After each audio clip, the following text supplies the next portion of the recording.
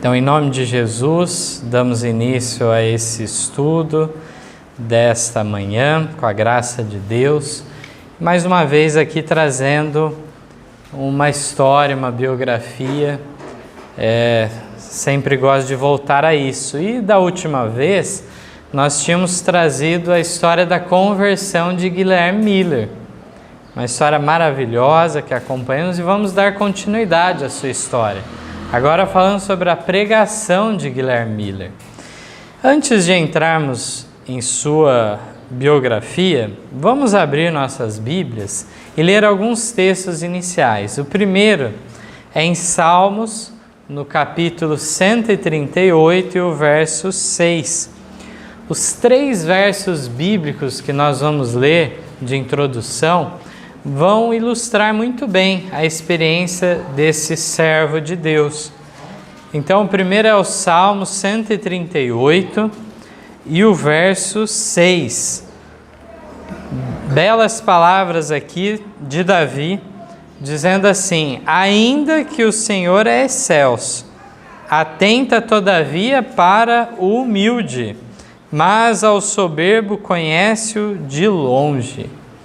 Então, é um exemplo de humildade que nós vamos ver nessa figura de Guilherme Miller. O próximo texto é Provérbios, capítulo 30, verso 5.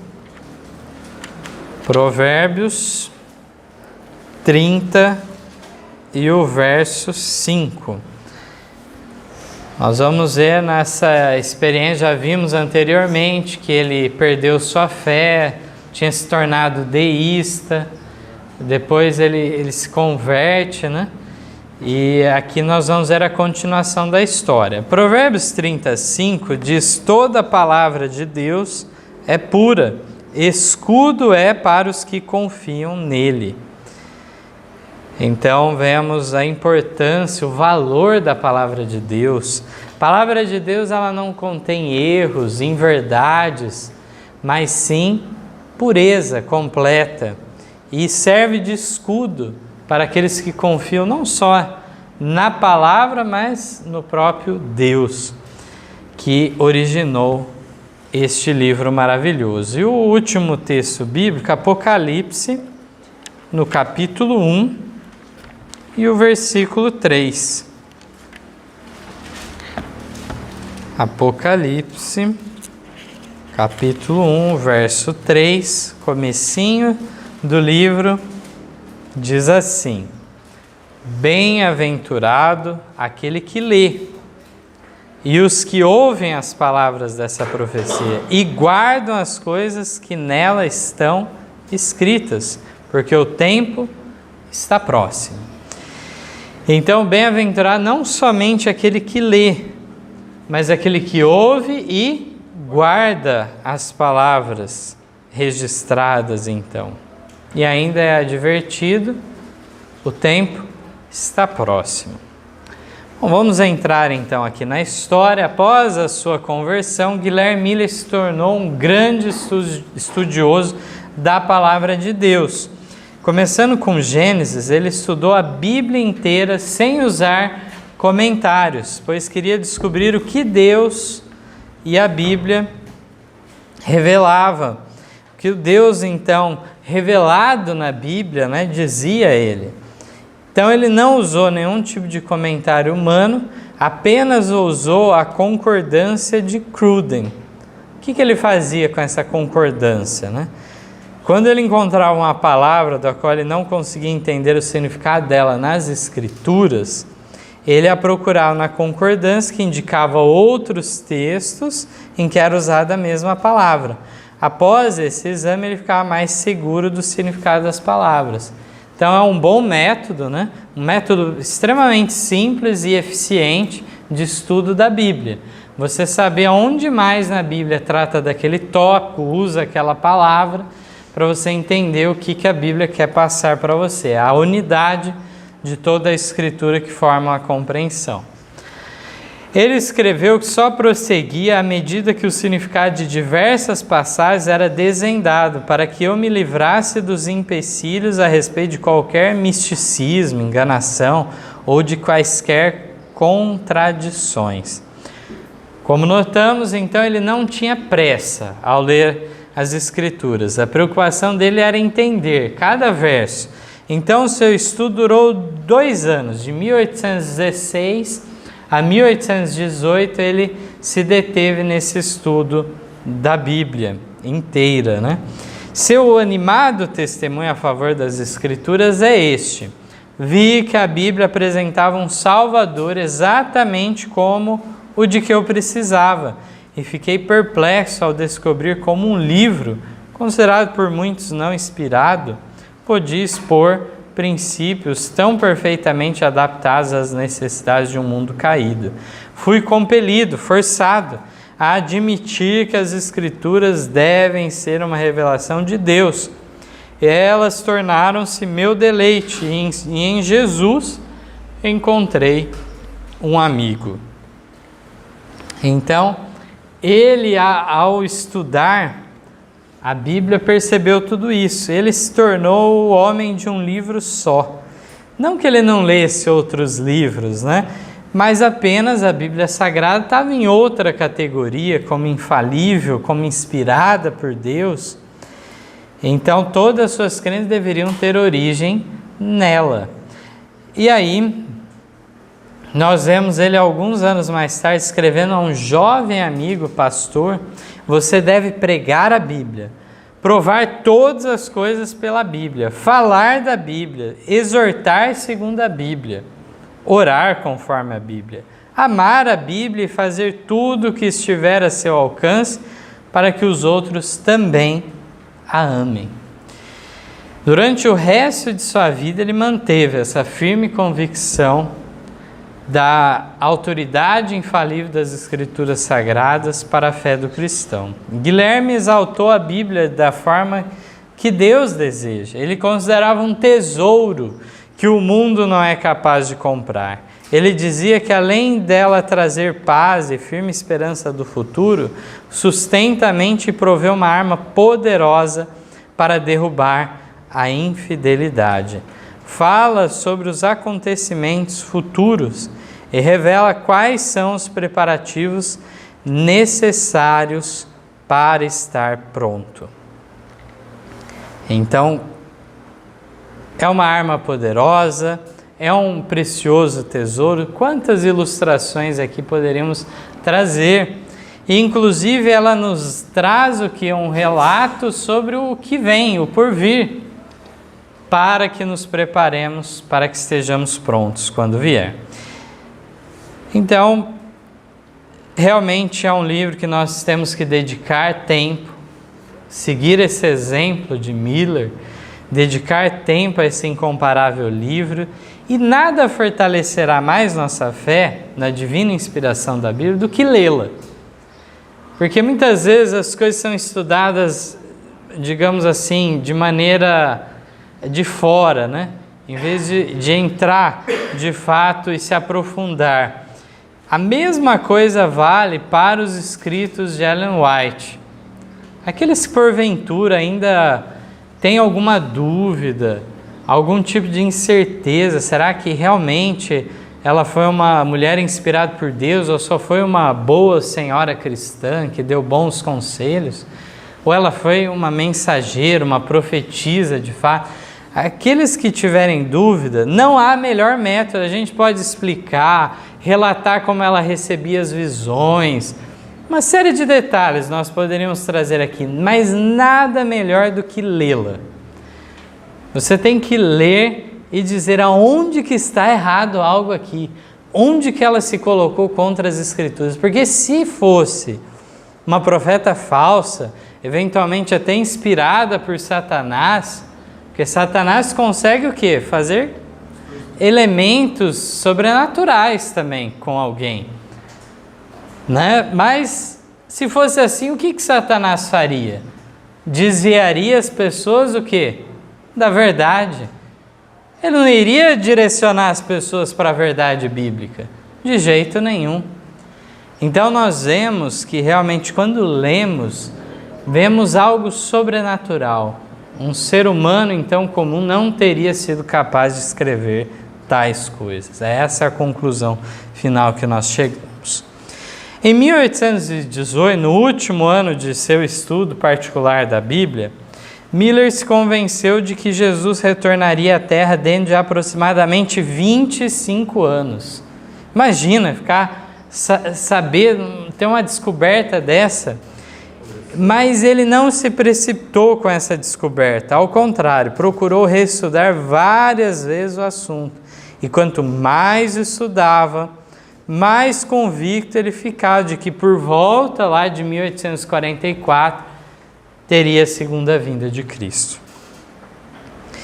Durante os próximos 13 anos, tentem bem, irmãos, 13 anos, ele continuou com a mesma compreensão, mas não queria sair de sua casa para pregar.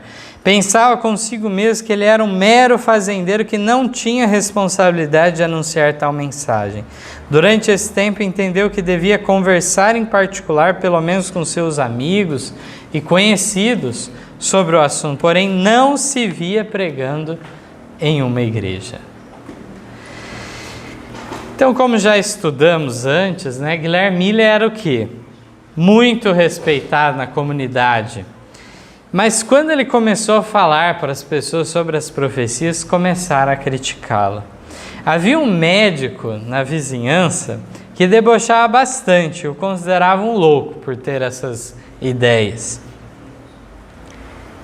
Em certa ocasião, ele foi chamado para examinar um filho de Miller que estava doente, o médico que gostava de debochar de Miller.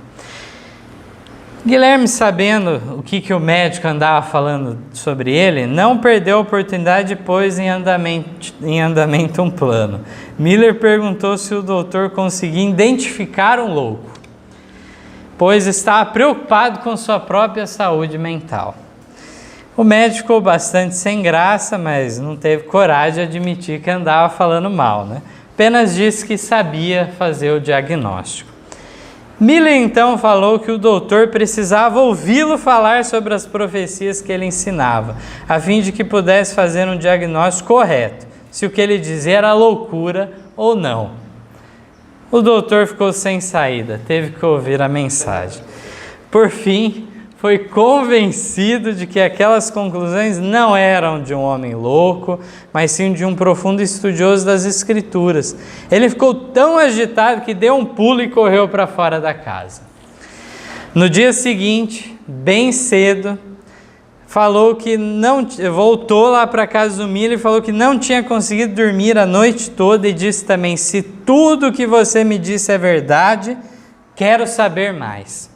Não estou pronto para ir para o céu. Você precisa estudar comigo até que eu saiba tudo o que é possível saber. Que maravilha!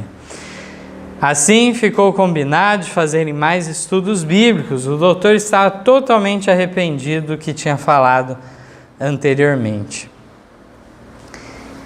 É importante a gente meditar diante dessa história, que realmente a gente também não deve guardar raiva das pessoas que eventualmente falaram mal de nós. Miller fez do limão uma limonada, como as pessoas falam, Ele se preocupou com a salvação daquele médico. E em vez de ficar bravo, tirar satisfação, qualquer coisa do gênero, procurou alcançá-lo, tirar aquela barreira, aquele preconceito que havia. Miller sabia como era difícil, ele já esteve até do outro lado já, ele era um dos debochadores da fé cristã, Então ele estava muito consciente de como era difícil e ele procurou tirar aquela barreira. Então nós devemos realmente estar prontos em agir de maneira semelhante com o nosso próximo. Então, como vimos, Miller continuava pregando para alguns e falando, mas não achava que ele tinha essa responsabilidade de pregar. Mas o Espírito Santo continuamente trabalhava na sua mente um senso que ele deveria advertir as pessoas. Já em meados do ano de 1831, enquanto fazia seu trabalho diário, continuamente essa preocupação estava em sua mente. Havia certos momentos em que era como se ouvisse uma voz dizendo: vá e informe o mundo de seu perigo. Por fim, cedendo ao apelo da consciência, disse que iria pregar se alguém lhe pedisse.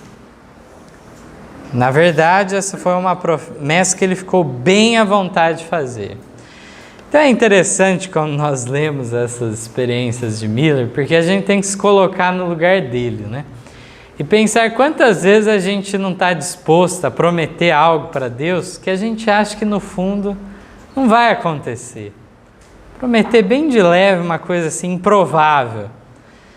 E Miller fez isso. Ele falou: não, se alguém vir, né, tudo bem, não vou me negar de pregar. Mas ele era um fazendeiro, não era formado em nada teológico e coisa e tal, né? Por volta de 50 anos era a idade que ele tinha. Nunca tinha pregado na vida até então. E era uma mensagem diferente, né? Que as pessoas nem todos iam aceitar bem. Tá bom, ele fez aquela promessa, né? Meia hora depois de feita a promessa, chega um rapaz a cavalo. Era seu sobrinho Irving Guilford, filho de sua irmã. Ele tinha um recado de seu pai.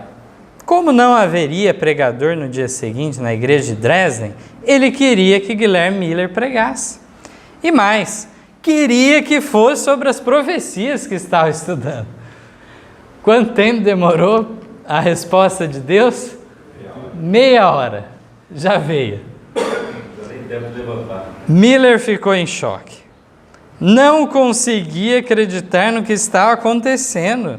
Sem dizer uma palavra sequer, correu para fora de casa, até um bosque ali perto. Ele não queria pregar e nem se achava capaz disso. Lá, como Jacó em sua luta com Deus, Miller argumentava com o Senhor. Queria escapar de sua promessa, mas era um homem de palavra. Após quase uma hora, ele cedeu, prometendo que se o Senhor o sustentasse a cada passo, ele iria onde quer que fosse chamado. Vemos que era Deus e não Miller que queria que ele pregasse. O fazendeiro que tinha entrado no bosque saiu de lá como um pregador. No dia seguinte, Guilherme Miller estava a 25 quilômetros de casa, pregando o seu primeiro sermão sobre a segunda vinda de Cristo. A igreja estava cheia e com as pessoas bem atentas. Miller estava bem nervoso, não estava nem um pouco à vontade, mas quando começou a falar, seu desconforto passou. O interesse do povo foi tão grande que pediram que ele ficasse ao longo da semana dando palestras todos os dias. A cada dia mais pessoas vinham para ouvir as boas novas de que Cristo retornaria para pôr fim ao mal que há neste mundo. Foi o início de um reavivamento que resultou na conversão de 13 famílias inteiras, com exceção de apenas 2 pessoas. Quando Miller voltou para casa, encontrou uma carta do pastor de Pulteney, Vermont, pedindo que pregasse em sua casa. Voltou, já tinha o próximo convite. Esse pastor nada sabia dos acontecimentos em Dresden, mas estava ansioso para recebê-lo quanto antes. Dali em diante choveram convites para que aquele homem de Deus pregasse sobre a vinda em glória de Jesus. A notícia que foi espalhada era que onde quer que ele fosse havia reavivamentos e conversões nas igrejas. Então não era simplesmente converter crentes que estavam bem espiritualmente para aquela fé do advento. Pessoas que estavam desviadas estavam sendo alcançadas por essa mensagem que Miller apresentava. Então ele viu a mão de Deus nisso tudo. Como pode? Aquele pastor nada sabia da sua primeira pregação e estava mandando um convite de longe para ele ir pregar. Então fica essa lição, que realmente Deus quer mensageiros que poucos se consideram. Esses que desconfiam das suas próprias capacidades são os mais fiéis servos de Deus. É essa humildade de Miller que o capacitou a ser útil. Do contrário, não seria passado por alto por Deus. Sabemos bem. Continuando um pouco mais aqui a história agora, sobre esse movimento do advento que começa a surgir. Como vimos, em 31 foi sua primeira pregação. Em 1839 surge um outro personagem, Josué Wilhelm Heims, pastor da idade de 35 anos, que ouviu pela primeira vez a pregação de Miller, nesse ano de 39. Até então, Guilherme só ia às cidades e vilas onde era convidado. Após a reunião, Heims foi ao encontro de Miller e lhe perguntou se ele pregaria nas grandes cidades caso fosse convidado. Sua resposta foi que sim, e deste modo Josué Heims lhe abriu várias portas em diversas cidades importantes. Foi numa dessas campanhas evangelísticas, né, que chegou a mensagem à família Harmon, da qual a jovem Ellen participava lá no Maine, e ouvindo então uma pregação do próprio Miller, né? Diz aqui que ele entendeu rapidamente, o Heims, a urgência que deveria se dar para anunciar a mensagem. O tempo estava o quê? Escoando. E aí Heims então começa a publicação de revistas, livros, para a mensagem ser espalhada. Ele iniciou a revista Sign of the Times, Sinais dos Tempos. Também editou uma coleção de hinos que faziam referência ao segundo advento de Cristo. Era um líder destacado e a partir então disso se espalha mais rapidamente pelo país, e mesmo outros países são beneficiados com essas publicações que começam a ser feitas nos Estados Unidos. Heims ainda se destacou com a realização das reuniões campais, né? Algo bem característico daquela época, né? As tendas que eles formavam, extremamente grandes. Então, de 1842 a 1844, foram feitas 130 reuniões campais. Em alguns casos, para que se acomodassem toda a multidão, chegaram a montar uma tenda gigante que conseguia comportar 4.000 pessoas. Apesar de não haver números exatos dessa época, se estima, numa estimativa humilde, assim, que cerca de 100.000 pessoas aderiram a esse movimento e por volta de 200 pastores se uniram de maneira mais formal, mas havia muitos outros ainda e muitos colaboradores voluntários também. Josias Litch também é outro interessante de destacarmos. Era um pastor metodista que teve seu primeiro contato com a doutrina que Miller ensinava através de uma literatura que um amigo seu pediu para ler, para que deste modo ele pudesse criar uma refutação consistente dos ensinamentos de Miller. Olha que interessante. Um amigo tinha a literatura do Miller, ele falou: olha, você é bem capaz, é um teólogo formado, lê esse material e cria uma refutação para a gente. Ele leu e, claro, né, achou que ia ser fácil, ia refutar tudo que o Miller disse, se convenceu da exatidão da mensagem. Seu encanto foi tanto que durante o verão de 1838, escreveu um livro de 200 páginas que falava acerca da breve volta de Cristo em torno de 1844. Então, em vez de ele refutar ele mesmo, ele criou um livro, então, ainda enfatizando, dando alguns dados mais exatos. E é nesse livro também que ele deu sua interpretação de Apocalipse 9, que falava da queda do Império Turco ou Otomano.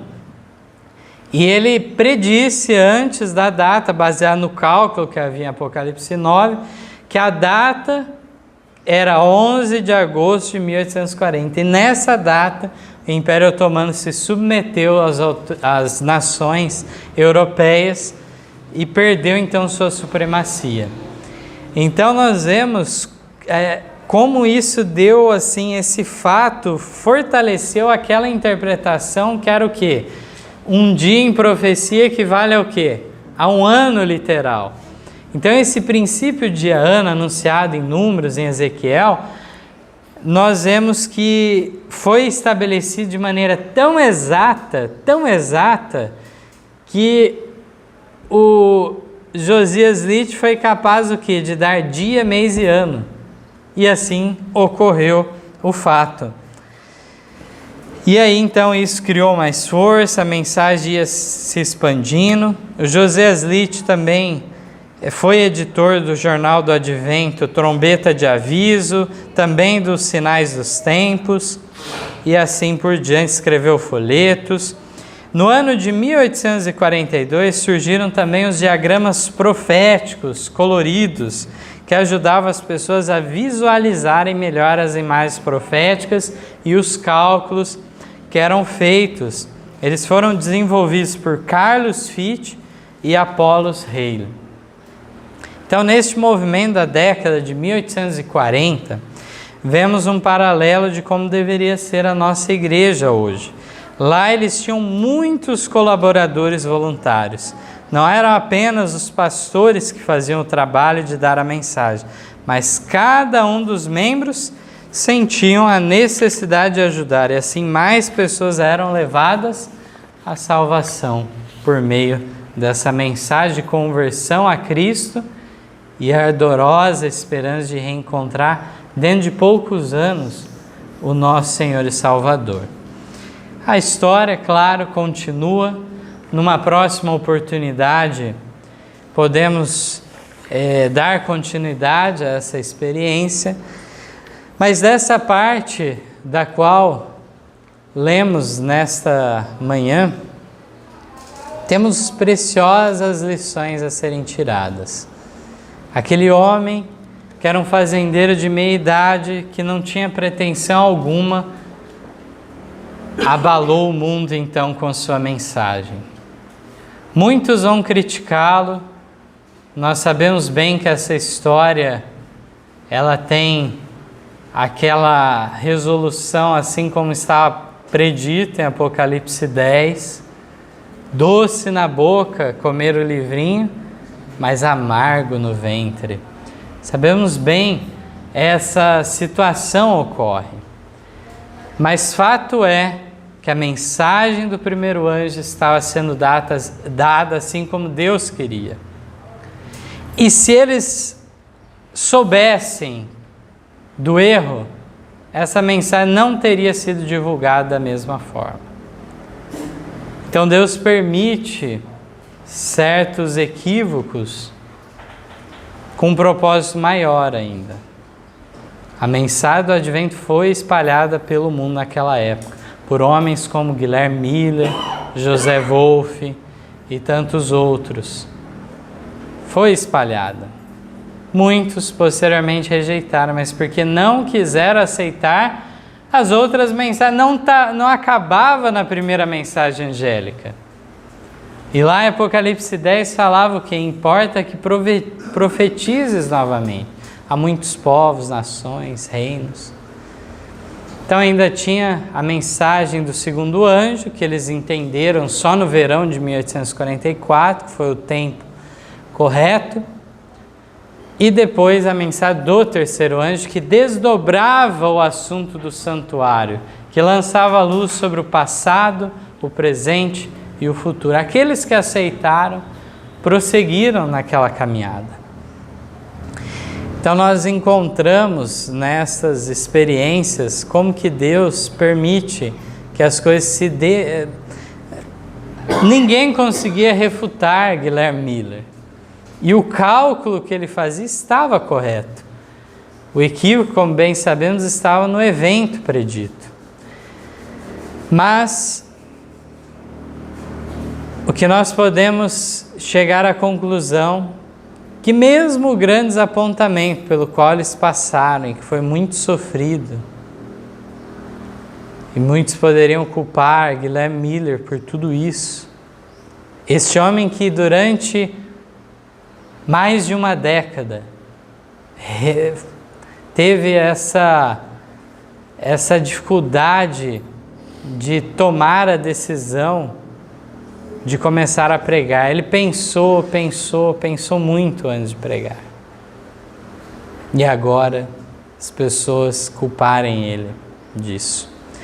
Mas era da providência de Deus. E vamos lembrar que por mais amarga que tenha sido a experiência daqueles adventistas apontados, ainda mais dura foi a experiência dos discípulos. Então nós temos outras histórias, outros paralelos, não é algo inédito.